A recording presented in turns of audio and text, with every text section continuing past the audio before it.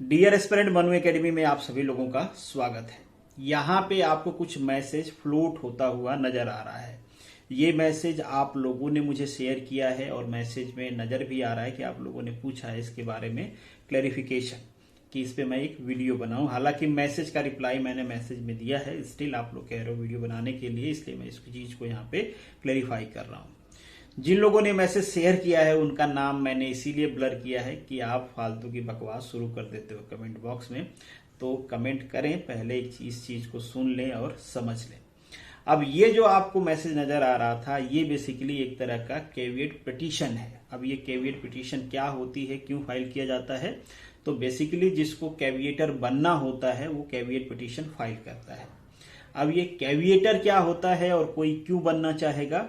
कोई ऐसा आदमी है जिसको ये अंदेशा है कि उसके खिलाफ कोई केस किया जा सकता है कोर्ट में, तो कोर्ट में केस होने से पहले अगर वो आदमी कोर्ट चला जाता है और कहता है कि अगर कोई केस आता है इस पे तो कोर्ट उस पे कोई जजमेंट या फैसला दे, उससे पहले मेरी बातों को भी सुने, ऐसा कोई एप्लीकेशन लगाता है तो उसे हम कहते हैं कैविएट पिटीशन।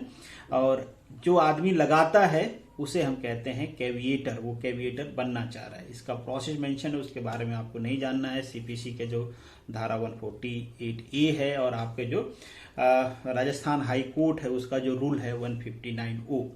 अब ये चीज आपको समझ में आ गया कि कैविएटर क्या होता है। अब यहाँ पे कैविएटर कौन बनना चाह रहा है या फिर कैविएट पिटीशन किसने फाइल किया है? तो यहाँ पे कैविएट पिटीशन फाइल किया है जो आपका राजस्थान का ट्रांसपोर्ट डिपार्टमेंट है। On behalf of deputy commissioner transport, उनके बिहाफ में ये पिटीशन फाइल किया गया है कैविएटर बनने के लिए। आपके मन में सवाल आएगा कि वो कैविएटर क्यों बनना चाह रहे हैं।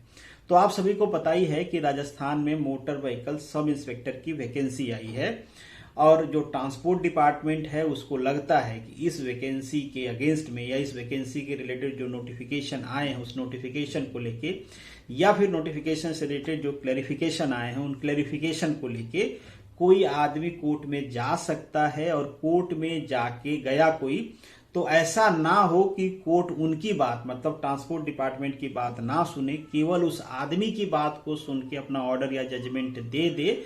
ये डर है, इसलिए ये कैविएटर बनने के लिए पिटीशन फाइल किए हैं। जब ये कैविएटर बन जाएंगे, डेफिनेटली अब इन्होंने पिटीशन किया है तो कैविएटर बन ही जाएंगे क्योंकि कोर्ट का ये रूल है।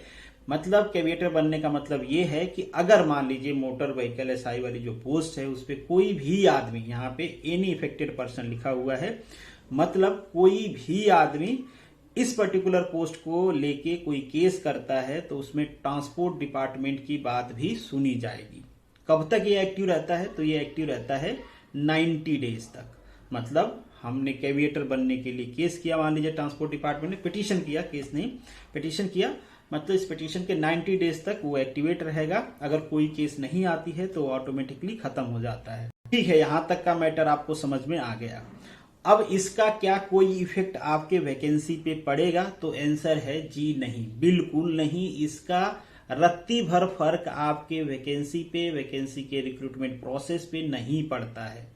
तो आपको हाय तोबा नहीं करना है, अपने पढ़ाई पे फोकस करना है। हाय तोबा करने से कुछ नहीं होगा, पढ़ोगे तो सिलेक्शन होगा। वैकेंसी कंप्लीट करना सरकार की डिपार्टमेंट की रिस्पॉन्सिबिलिटी है, उन्होंने निकाला है, वो कंप्लीट करेंगे। आप अपनी रिस्पॉन्सिबिलिटी ढंग से कर लीजिए, पढ़ लीजिए, सिलेक्शन हो जाएगा।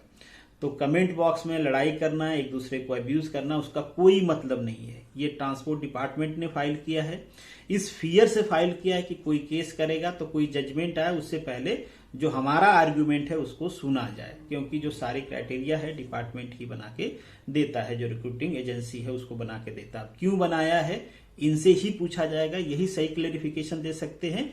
इसीलिए इन्होंने कैविएटर बनने का एप्लीकेशन दिया हुआ है, दैट्स इट। इससे ज्यादा इसमें कुछ भी नहीं है।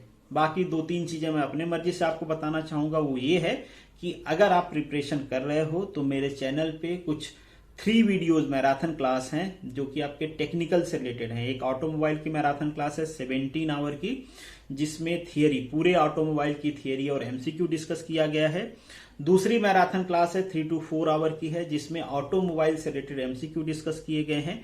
तीसरी मैराथन क्लास है जो आईसी इंजन के एमसीक्यू से रिलेटेड है।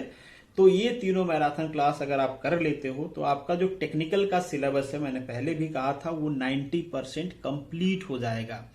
90% थोड़ा बहुत जो बच जाएगा वो भी मैं देखूंगा, अगर ठीक है हो जाएगा तो आप कर लेना, अदरवाइज उस पर भी मैं एमसीक्यू बाद में करवा दूंगा। अगर आपको लगता है कि नहीं हो पा रहा है तो वैसे वो कर ही लोगे आप लोग। बाकी आपके सिलेबस में जो एक्ट एंड रूल वाला पोर्शन है उस पे भी मैंने मैराथन क्लास डाली हुई है। एमसीक्यू की मैराथन क्लास है, थियरी प्लस एमसीक्यू की मैराथन क्लास है, जिसमें भी आपको कंफर्टेबिलिटी फील होती है वो आप कर लेना। जितनी भी वीडियो है मैराथन क्लास है उसकी पीडीएफ चाहिए तो आपको Telegram channel @Manu academy join करना होगा, जहां पे आपको पीडीएफ मिल जाएगी। हाँ, जो मैराथन क्लास है उनकी पीडीएफ, सबकी पीडीएफ तो एक साथ शायद ना मिले, तो इंडिविजुअल लेक्चर की मिल जाएगी। बाकी ऑटोमोबाइल का जो मेन लेक्चर है 17 आवर का, उसकी मैंने कंबाइंड पीडीएफ भी बना दिया है, शेयर कर दिया है। आप फाइल में देखोगे तो मिल जाएगी, नहीं मिलेगा मुझे पर्सनल मैसेज करोगे तो मैं आपको शेयर कर दूंगा। मटेरियल की कोई दिक्कत नहीं है, मेरा चैनल हो, किसी तीसरे का चैनल हो, चौथे का चैनल हो, बुक्स हो, कहीं पे कोई प्रॉब्लम नहीं है। एक्सेप्ट देन कि आपके पास ये एक्सक्यूज ना हो कि यार मैं पढ़ नहीं पा रहा हूं या मेरे पास ये चीज नहीं है। सब कुछ अवेलेबल है, पढ़ना आपको है। तो मेरे तरफ से आप सभी को बेस्ट विशेष है। बाकी केस वोस का ज्यादा टेंशन ना लीजिए, कुछ भी नहीं होने वाला है। कोई कोर्ट आपने देखा होगा किसी भी वैकेंसी पे आजकल स्टे नहीं लगाती है। कोर्ट को भी पता है कि ये स्टे से काफी सारे लोग इफेक्टेड होते हैं, इसलिए कहीं पे केस होता भी है तो स्टे नहीं लगता है वैकेंसी पे, केस भी चलती रहती है और वैकेंसी भी चलती रहती है। 2013 वाली भी जो आपकी वैकेंसी थी उस पे भी केस हुआ था, और जो लोग केस जीते थे उनको 2019-20 में ज्वाइनिंग मिली है। इसका मतलब ये नहीं कि आपकी वैकेंसी पे 2013 वाली वैकेंसी पे स्टे लगा दिया गया था। स्टे नहीं लगाती है कोर्ट कभी भी किसी भी वैकेंसी पे, जब तक कि वो वैकेंसी बहुत ज्यादा कंट्रोवर्शियल नहीं हो, आपके किसी फंडामेंटल राइट्स को वॉलेट नहीं करती हो, रिजर्वेशन रूल को फॉलो नहीं करती हो, तब तक कोर्ट वैकेंसी पे इस टाइप से छोटी मोटी चीजों से स्टे नहीं लगाती। तो आप अपने दिमाग से स्टे वाली बात, कोर्ट केस वाली बात निकाल दीजिए। केवल और केवल अपने स्टडी पे फोकस करिए।